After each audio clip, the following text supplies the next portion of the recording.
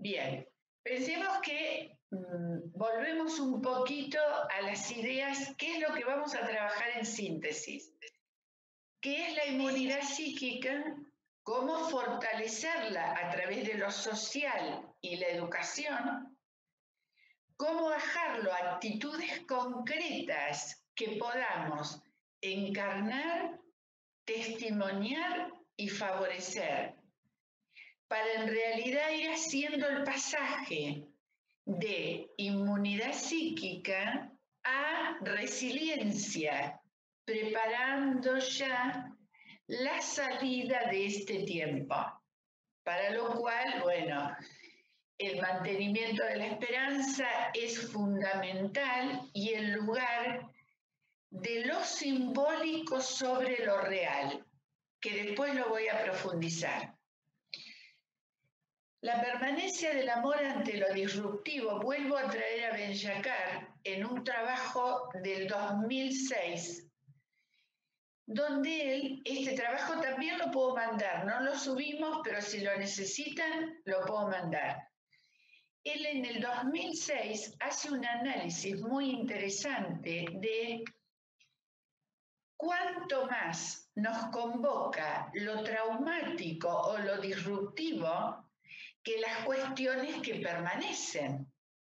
Entonces empieza a hacer un análisis acerca de pensar el amor como contrapartida de los hechos disruptivos o traumáticos de la vida. Hace un análisis en este texto, que vuelvo a decir, se los ofrezco porque lo tengo, de la encíclica de Benedicto XVI, Deo Caritas Est, y va haciendo un análisis de la continuidad del amor a través de la tradición judeocristiana.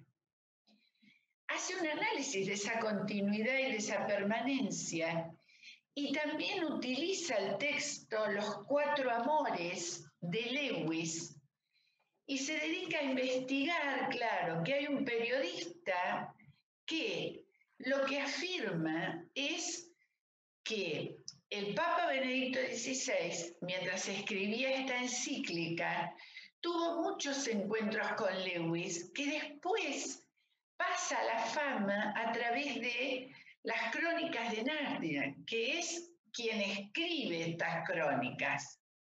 Entonces, miren qué interesante ir viendo estas conexiones a través de la encíclica, de la continuidad judeocristiana, de analizar los distintos tipos de amores que trae Lewis. Entonces, ya sabemos, como decía Matías en la palabra, que siempre el amor es más fuerte, sobre todo que la muerte. Pensemos esto en clave del acompañamiento que estamos haciendo de las personas que pierden seres queridos en este tiempo. Cuando acompañamos a pensar que en realidad la muerte por el amor inaugura otra forma de presencia de los que no están. Es esto que decía el otro día alguien que había perdido el esposo, le decía a sus hijas, tranquilas, se adelantó para cuidarnos. Entonces, toda esta idea que después vamos a profundizar sobre cómo el amor le va dando sentido muy profundo aún al dolor de este tiempo. Y creo que hay que fortalecerse y generar inmunidad psíquica desde este lugar. Y no sé si va siendo claro. Habíamos dicho que inmunidad psíquica lo podíamos ver desde el punto de vista psicológico o desde un punto de vista más social. En lo psicológico lo tomamos a Ben-Jacquard, en lo social a Emiliano Galende. Cuando lo veíamos desde lo psicológico, decíamos que era la fuerza, tres cosas, vale la pena que lo repase. conciencia del daño, emociones que me habitan, la manera en la que me sobrepongo. La manera en la que me sobrepongo frente a la vulnerabilidad a la que estamos expuestos por la inespecificidad de la amenaza. Ahora, la mirada de Emiliano Galende complementaba todo esto, miren, con algo que logré conectarlo con la actitud samaritana. Emiliano Galende nos decía, tiene que ver con conocer la realidad, con una actitud crítica, con entender, para no quedar sometidos y en sufrimiento. Pero además hablaba del optimismo de la voluntad para la creación de una sensibilidad que yo elijo llamar evangelizada. Cuando me pongo a pensar un poquito en Fratelli Tutti, en el capítulo 2, que es lo que están trabajando, y cuando Silvia me manda cómo como mercedarios ir pensando en la actitud samaritana, encuentro un material muy lindo que me permite ver que la actitud samaritana nos permite pensar juntos. Después vamos a ir y volver en el momento de la reflexión. Pero las claves del servicio samaritano tienen 3 elementos: el conocimiento, la compasión y el compromiso. Si hablamos del conocimiento, es lo que Emiliano Galende nos propone como inmunidad psíquica. Conocer me ayuda a no quedar ni dejar a las personas en sometimiento. Si hablamos de la compasión, tiene mucho que ver con suspender el juicio frente a la vulnerabilidad de los otros. Miren qué profunda esta frase. Suspendo el juicio sobre la vulnerabilidad ajena. Y si hablo del compromiso, hablo en realidad de esto que en el encuentro anterior mencionábamos como el optimismo de la voluntad para transformar y transformarse en la creación de un tipo de sensibilidad que decíamos estaba basada en la empatía y la ternura. Hablar de la actitud samaritana tiene que ver con conjugar entonces 3 verbos: hacerse cargo, cargar y encargarse. El samaritano se hizo cargo cuando encontró la persona herida y ahí se dio en él un conocimiento de la realidad de lo que estaba pasando, pudiendo llamar a este momento un momento no ético. En el segundo momento, el momento de el cargar, se acercó, le curó las heridas, lo puso en su cabalgadura, siendo este el momento de la compasión y también denominado momento ético.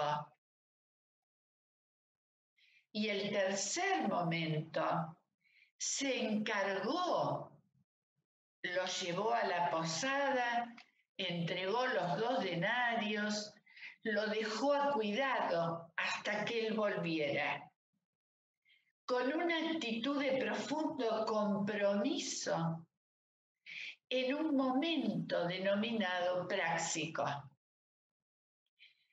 Entonces yo pensaba, observen la relación, la maravilla de la relación que hay entre el gestar inmunidad psíquica en nosotros y en los otros, con la actitud verdaderamente samaritana de conocimiento de lo real, de cargar con esa realidad y con hacer algo.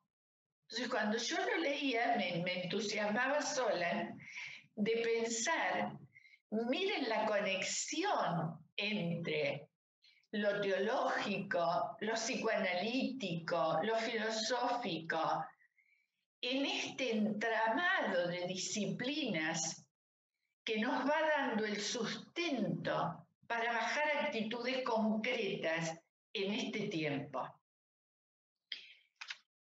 Pensemos que habíamos hablado mucho de cuidarnos, de por temor y por incertidumbre caer en la disgregación. Esto lo mencionamos el encuentro pasado y decíamos que cuando la gente entiende, cuando nosotros, atravesados por lo mismo, entendemos, lo que nos va ocurriendo es que corremos menos miedo, menos posibilidad de disgregarnos, tanto en lo intrapsíquico, aumentando la vulnerabilidad como posibilidad de enfermar, como en lo social. Entonces, entramos un poco al tema de qué actitudes o qué fortalezas tenemos que ir potenciando que sean antídoto de la disgregación personal y social hasta que podamos atravesar esta pandemia. En esto yo tomo a José María Esquirol, que tienen subido el material, que habla del tema de la disgregación y la resistencia. La verdad que miren, me pareció maravilloso el artículo. Me dicen que él es un filósofo que es laico, buscando datos, y que él ha creado una línea de pensamiento que denomina la filosofía de la proximidad. Y van a ver que cuando llegamos hacia el final, todo está manifestado en el último tramo cuando se analiza la homilía de Pentecostés. Que vuelvo a decirles, como que encontrar las conexiones me ponía tan feliz y decir, miren cómo en realidad se puede tanto aún en esta pandemia. Y estuve trabajando un artículo que se llama La suerte de vivir en este tiempo. Entonces uno, si no lo piensa así, frente al horror de lo real, si no tenemos lo simbólico, decimos, ¿qué está diciendo? Y sin embargo, podemos descubrir en el medio del dolor algo de la suerte de vivir en este tiempo. Si podemos testimoniar a Dios, porque Matías dijo en un momento, testimoniar el amor de Dios, que es en realidad cuando uno ya no tiene miedo porque puede testimoniarlo. Ya pueden ser todos muy distintos, pero hay una unidad y el único miedo es que no se den cuenta cuando me encuentran que soy un hombre y una mujer de Dios. Un poco todo el artículo de Esquirol se basa en el tema de la resistencia, pero no la resistencia como fuerza, sino como existencia ontológica del ser. Pertenece a lo más hondo de la naturaleza humana y parece ser lo que más posibilita al humano ser humano. Miren qué fuerte la expresión. Hay un texto de Edgar Morin, el quinto tomo del método, claro, donde él habla de la necesidad de volver a recobrar lo humano de lo humano. Y acá estaríamos en unas pistas, son solo pistas, nunca va a ser una receta, hay una construcción interna que hacer, pero son pistas muy esperanzadas de que esto se puede llevar adelante. Él dice la resistencia, entonces vamos a tomarlo como que no es algo de afuera, sino que tiene que ver con un movimiento humano. Yo me atrevería a decir, él no lo dice, como un estado de conciencia. Saben que me hacía acordar mucho a la definición de perdón cuando hay lo hemos trabajado con ustedes, pero cuando Diana Cohen Agres, recorriendo muchos filósofos, termina diciendo que el perdón es un movimiento dentro de la persona, de un estado de conciencia. De igual manera, la resistencia es pensada como un movimiento humano, propio de la existencia, ontológicamente propio de lo humano, y que posibilita esto, lo más humano de lo humano. Y es coraje para resistir la dureza de las condiciones exteriores, pero sin necesidad de dominar a nadie, sin necesidad de perderse a sí mismo, sin perderse a uno, y con el fundamento de la entrega. Es una maravilla, son tres cosas. Yo no quiero dominar a nadie. Yo tengo el desafío del desarrollo de mi interioridad y seguir siendo yo. Y finalmente, lo que me da sentido es la entrega. Un poco va planteando el autor que existir tiene una parte muy importante que es el resistir, que tiene que ser pensado como movimiento de la existencia y como manera de ser. ¿Qué requiere? Requiere la construcción de la fortaleza. Miren qué palabras vamos usando: coraje, fortaleza, que a mí se me ocurre pensar decisión de tomar la propia vida en las manos, ¿no? Una fortaleza frente a momentos que nos desintegran y llevan adelante una profunda corrosión y que provienen del entorno. Sería como tener fuerza sobre las fuerzas centrípetas, ¿no? Fuerza centrípeta frente a los centrífugos de la nada. Porque si ustedes se acuerdan, habíamos dicho, este es un tiempo del sinsentido. Sin embargo, este autor va a hablar de la hermenéutica del sentido. La hermenéutica en términos de buscar el milagro y lo profundo del sentido de la vida. Hablan también, es como una realidad expansiva y que tiene que ver con ir afinando el sentir, afinar el sentir, sin predominio de los sentimientos y sí con una profunda decisión por la ternura. Bien, cada palabra nos podría llevar momentos y momentos de profundización. Resistencia, fortaleza, perseverar. ese perseverar que tiene que ver con el adentro y el afuera y hace una diferenciación muy interesante, que perseverar no es tener proyectos, es la condición para tenerlos. No es sinónimo, no es seguir, sino qué condición se da para la elaboración de tus proyectos. Como yo pienso en este momento, cómo la inmunidad psíquica tiene que ver con empezar a prepararnos para la salida. No seguir, digamos, únicamente con el dolor de lo real.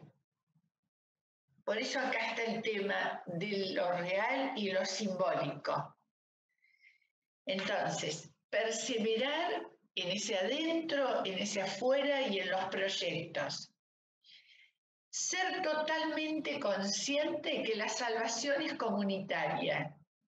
Yo mandé el otro día el libro que nos habías mencionado sobre Expósito. Lo tienen también subido.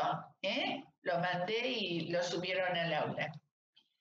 Darse cuenta que la salvación es comunitaria y que el trabajo fundamental es sobre la conciencia, la voluntad, la autoorganización y el perseverar.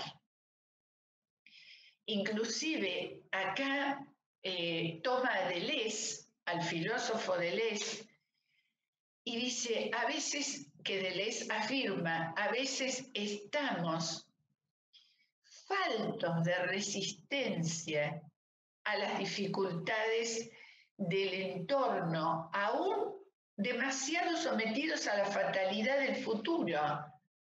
Por eso en este tiempo hay que trabajar de alguna manera la actualidad como nunca, sin caer en la nostalgia, sin caer en la utopía, sin dejarnos gobernar por visiones desesperanzadas para el futuro.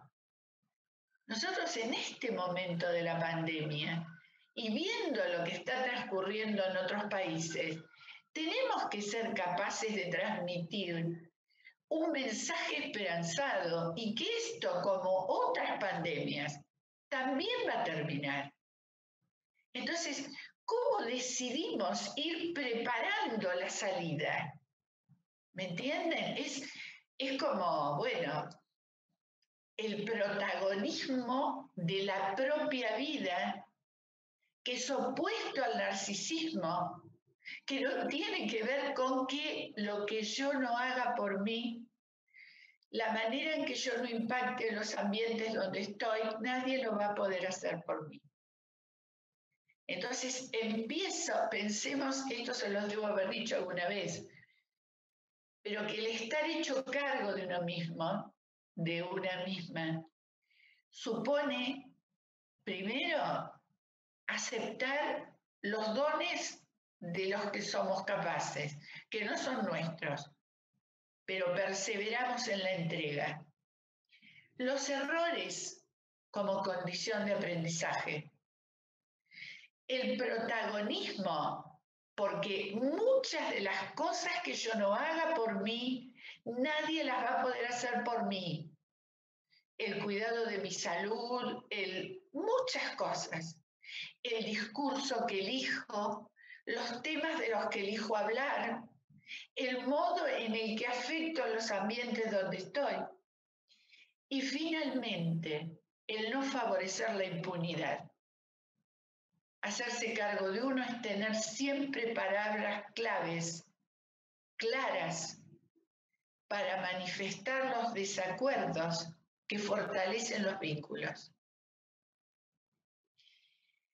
Pensemos entonces que a lo real no hay que ceder. Vuelvo a esta idea y voy a contar un ejemplo muy lindo me parece que no les comenté, no. Si me lo comenté en otro encuentro me dicen. Pero yo tengo una compañera psicoanalista muy formada en Lacan con Francia. No conté nada de esto, ¿verdad? ¿No? No. Bueno, sus chicos iban al jardín de François Dolto. Bueno, tiene una formación, es una mujer exquisita y de profunda fe. Otra cuestión interesante. Tiene varias carreras. Bueno, en estos días acaba de escribir su libro, que si también quieren lo puedo mandar. Su libro se llama El psicoanálisis y el instante. Después mando todo. Pero el otro día tuvimos una hermosa conversación acerca de lo simbólico y lo real. ¿Por qué? Porque ella me decía, mira la paradoja. Terminé mi libro, lo fui a llevar a las dos asociaciones de las que formé parte toda la vida para que estén en la biblioteca y las dos asociaciones estaban cerradas. Me atendieron dos porteros que ni siquiera me conocían. Sin embargo, el valor del logro, el pensar que sobre el 20 de octubre lo vamos a presentar, que en algún momento va a estar en una biblioteca y a alguien le va a servir, va disminuyendo la crueldad de lo real, del día a día, de las muertes. Entonces, siempre lo simbólico va a tratar de sostenernos en el dolor de lo real. No sé si queda claro, para mí fue clarísimo. Sigamos haciendo a pesar de, porque esto en algún momento, cuando Freud habló de la transitoriedad, esto en algún momento va a finalizar y va a quedar lo que hemos podido hacer con esto que vivimos, ¿no?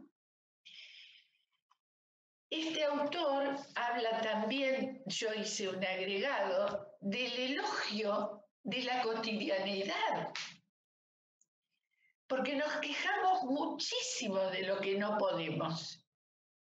Es como que hay una queja y con todo el derecho, pero en realidad pienso que hay que hacer un cambio de actitud y ver la cotidianeidad como un don de cada día.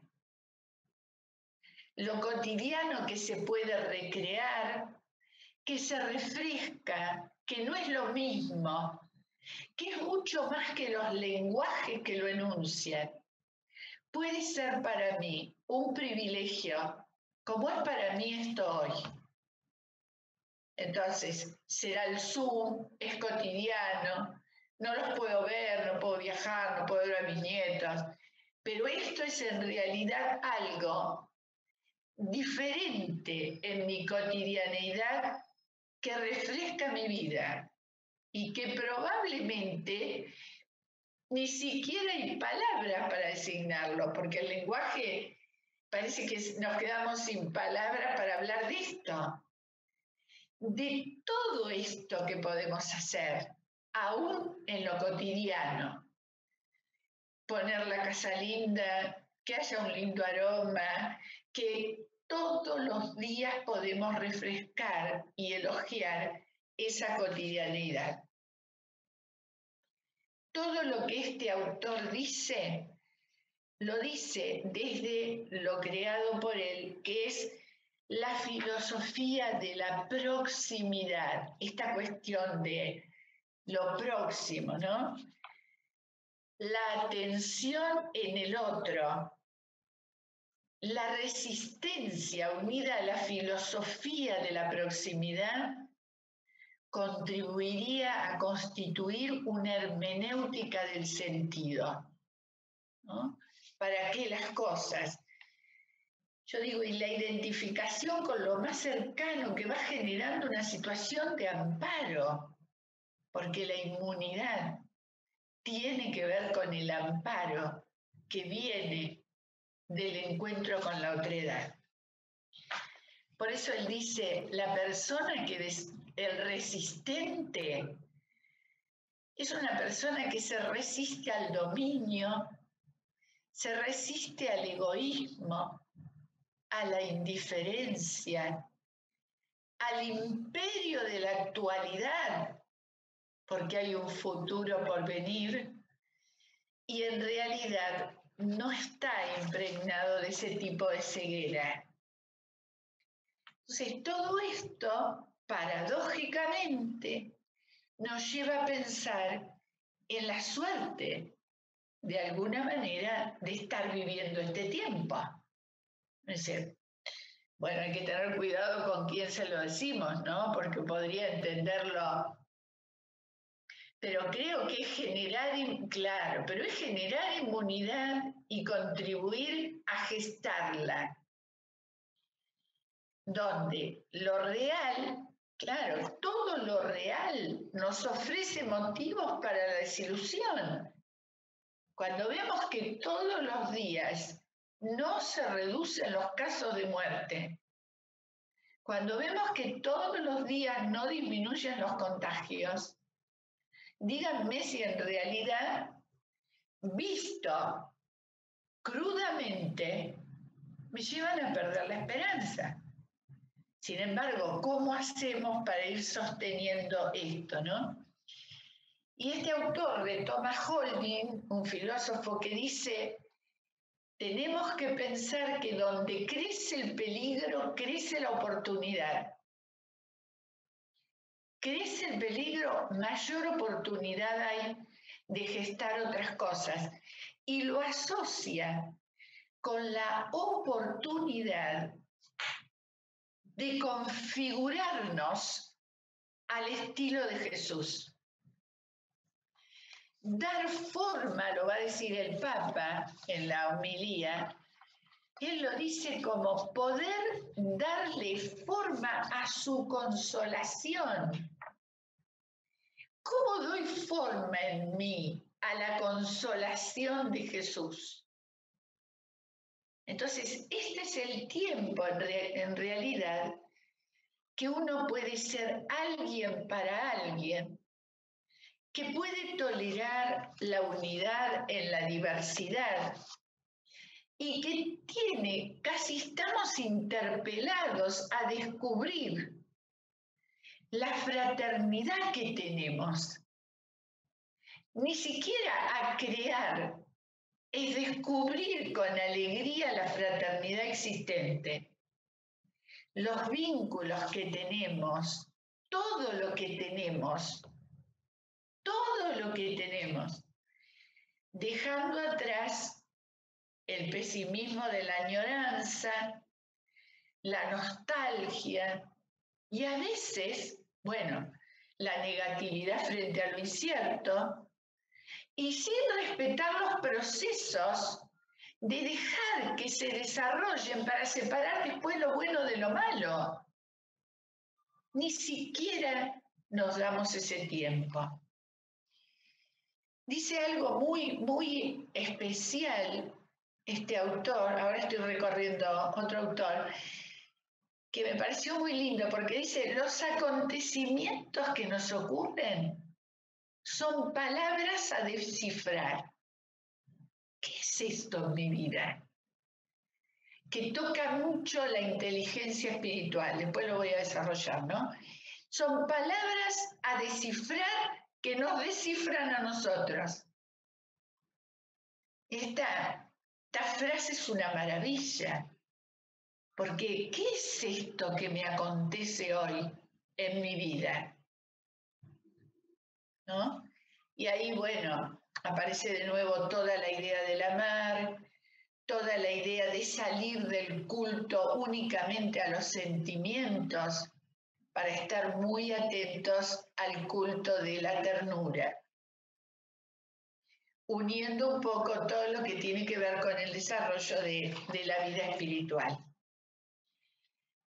Para transitar todo esto es necesario rescatar mi relación con el tiempo. ¿Qué quiere decir esto? No sé si yo lo dije en el encuentro pasado, pero sí, creo que sí. una de las cuestiones más duras de la pandemia fue que se destruyeron las categorías de espacio y tiempo, todo lo que nos ordenaba como espacio y como tiempo. Y hubo que empezar a encontrarse con el ser. Entonces, en realidad, ¿cómo voy rescatando mi relación con el ser? ¿Cómo voy tolerando ese tiempo en el que me voy a ir configurando de otro modo? Sin el temor a ese tiempo, que parece tiempo perdido, pero es tiempo del encuentro con nosotros mismos. Es un tiempo, hay una frase muy linda en el texto que le subí, que es la teología de la lentitud, una pequeña teología de la lentitud, que dice que en realidad nosotros tenemos que ser conscientes que en cualquier momento se nos puede arrebatar todo. Miren ustedes el dolor de gente que estamos viviendo que se va en 3 días. 3 días. Entonces, independientemente de la muerte, todo me lo pueden arrebatar excepto los recursos íntimos. Me gusta muchísimo esa definición, porque es mucho más amplia que psicológicos. Recursos íntimos que sirven para en realidad decidir qué tener en los momentos de dolor que me habite. Y acá entramos en el tema de habitar. ¿Qué significa habitar? Miren, en un momento hice un seminario con Denise Nazmanovich y ahí trabajábamos mucho. ¿Qué era habitar? ¿Qué es cuando dicen habitar? Bueno, ¿qué es habitar? Habrá muchas definiciones, pero habitar tiene mucho que ver con salir de la crisis del ideal del yo, que lo habíamos planteado en el encuentro anterior como estrategia de afrontamiento, donde en realidad puedo ser autocompasiva conmigo sin tenerme lástima. Entonces, habitarme en este momento y acompañar a la gente a habitarse, que es una de las dimensiones del cuidado, es en realidad ayudarnos a no pretender vivir como si no estuviéramos en pandemia, ¿no? Porque se escucha, yo que pensé que iba a estudiar, no pude, pensé que iba a escribir una tesis, no pude, creí que con el tiempo, bueno, no se puede. No podemos pensar que tenemos que tener el mismo nivel de exigencia como si el entorno no nos estuviera doliendo tanto. Este tema vuelve a tomar este autor el tema de la perseverancia y ¿saben qué me llamó la atención? Todo el tema, este autor toma en la teología de la lentitud un tema muy psicoanalítico que es la envidia. Me llamó mucho la atención porque trabaja la compasión en esa definición que yo di antes. La compasión es levantar el juicio sobre la vulnerabilidad ajena porque acepté la propia. Pero después empieza a ser un interjuego donde la vulnerabilidad psíquica estaría asociada, ahora después lo profundizo, con lo disruptivo de algunas emociones y así enuncia la envidia. Para los que somos psicólogos, el tema de la envidia fue muy estudiado por Melanie Klein. Cuando Melanie Klein hablaba, para mí es el eje fundamental, que quien tiene envidia nunca va a poder agradecer. Entonces, la envidia como una, miren qué definición que hasta a mí me resultaba novedosa, le pude poner más palabras a lo que sabía, una admiración distorsionada y a su vez un sentimiento disruptivo. Por ahí lo anotan y después crecemos y lo profundizamos juntas y juntos. Entonces dice, cuidado, mucho cuidado con cómo se tramitan las carencias afectivas, porque de acuerdo a cómo esas carencias estén, podría o no darse este tema de la inmunidad psíquica. Habla de escuchar mucho el deseo como presencia de una ausencia, aceptar la propia vulnerabilidad. ¿Quién soy yo para no llorar una tarde entera si perdí a alguien que quería, que sin ser familiar, alguien que me era muy significativo por algo? ¿Quién soy yo para no llorar un día entero y volver a empezar al otro? Aceptar la vulnerabilidad, aprender a ser amparo en esta situación, transitar el arte de no saber, porque tenemos que ser, aún con los pacientes, con los alumnos, con las familias, no sabemos. Por eso se habla psicoanalíticamente de como si hubiera un pacto de mutua inocencia. Bueno, me acerco a ver qué es. Y entre los dos encontramos qué es. Pero este pacto de mutua inocencia me resulta muy interesante como condición de una escucha genuina. En realidad tiene mucho que ver, bueno, con ser capaces de mantener intacto el asombro. Porque lo que más sabemos es lo que no sabemos de todo esto. Todo es tan nuevo, todo nos sorprende, todo.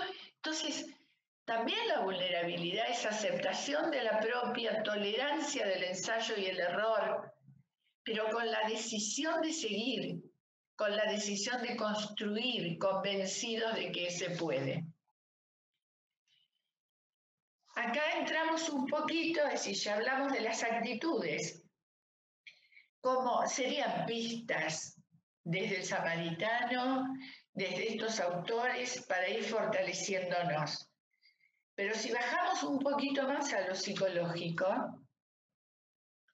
habíamos dicho que se trata de tener una capacidad para transformarse y transformar frente a la adversidad. Y yo dije algo que, bueno, en algún momento por ahí ustedes juntos podemos profundizar, que es que la autoestima, el trabajo sobre la autoestima, podría ser un fundamento que conexione como puente el pasaje de la inmunidad psíquica a la resiliencia.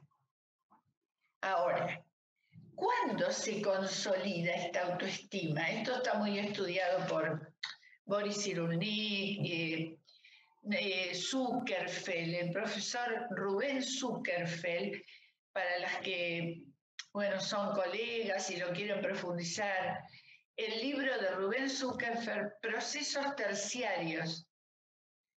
La verdad que es una maravilla para profundizar esto. No lo voy a desarrollar en totalidad porque no es un tema, lo voy a sobrevolar, pero si alguien quiere profundizarlo, es una maravilla el trabajo que él hace sobre la incorporación de la resiliencia a partir de procesos terciarios en una investigación psicoanalítica. Bueno, la vulnerabilidad era de alguna manera la carencia de recursos psíquicos para afrontar lo adverso. Habíamos dicho que no era enfermedad, que era posibilidad de enfermar, porque se habían rigidificado recursos psíquicos elaborativos. Ahora, Si en la autoestima, esto lo dice Cyrulnik, nosotros podemos consolidar en nosotros y en otros el yo puedo, yo tengo y yo soy, estaremos fortaleciendo personas que puedan escuchar el discurso cohesivo de la otredad y adherir a valores como la solidaridad y la creatividad. Si en cambio esta autoestima deficitaria en algunos aspectos queda determinada por valores culturales dominantes, y ahí Zuckerfeld menciona 3: el eficientismo, la inmediatez y el cuerpo. 3 valores dominantes culturales. La persona inevitablemente va a estar intentando compensar con deseo de gloria aquellas carencias que no pudo procesar. Zuckerfeld hace un estudio Ya estoy conectando por acá. No, de la subjetividad quileica. Hace un análisis profundo del mito de Aquiles, y en el cual, claro, ¿para qué sirve? Yo no lo voy a desarrollar, pero ¿para qué sirve? Para comprender un tipo de subjetividad actual que acompañaremos en la clínica, pero acompañamos también como educadores, como personas que acompañan familias, donde en realidad él dice, es un tiempo de los vulnerables que se sienten invulnerables. Es un tiempo de desvalidos que buscan gloria, de violentos que se sienten justos, de mortales que se sienten inmortales. Y nosotros tenemos que testimoniar y transmitir que la vulnerabilidad, aunque puede devenir patología, muchas veces es la condición de la principal fuente de nuestra fuerza. Entonces, ustedes observen, de lo que decido poner en mi mente y en mi corazón y en mis manos, porque es mente, corazón y voluntad, yo voy a acompañar y me voy a salvar porque quiero acompañar de ese modo. Entonces, esto exigen los acompañamientos de hoy, en realidad,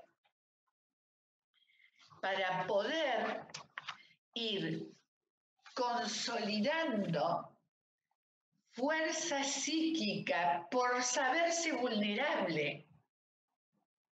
Uno retoma su fuerza porque se sabe vulnerable. A propósito de esto, y ya voy a ir terminando para después crecer juntos en el diálogo, en la homilía de Pentecostés, que es una maravilla, la tengo, si quieren la podemos subir también, el Papa empieza a hablar del Paráclito, palabra que yo no conocía, de todo corazón les digo. Y él dice que el Paráclito tiene 2 dimensiones, y van a ver la coincidencia, qué síntesis maravillosa de todo lo que terminamos de decir. Él dice, el Paráclito tiene 2 dimensiones, el consuelo y el abogado. El consuelo, que en realidad, bueno, el oficio de Jesús era consolar. Esto se ve claramente en Emaús, cuando vienen, de qué vienen hablando, de qué se vienen quejando, consolar. Por eso él dice, tenemos que darle forma a su consolación. Este es el tiempo de la consolación. Pero él dice, no las consolaciones terrenas que son como un analgésico, un rato y pasan. Las consolaciones que vienen en realidad de esta semana justa que estamos entre la Trinidad y Corpus Christi, ¿no? Y él dice, en realidad, dice una frase que me conmueve, quien nos ama como somos, nos da paz. Miren lo que es la permanencia del amar.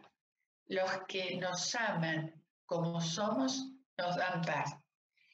Visitan lo más íntimo nuestro, con toda su delicadeza, ¿no? Habla de la ternura, vuelve a plantear el tema de la ternura, y en realidad dice, ¿qué hace el abogado? Habla también de lo próximo, de la cercanía y de la ternura, o sea, todo lo que estuvimos trabajando.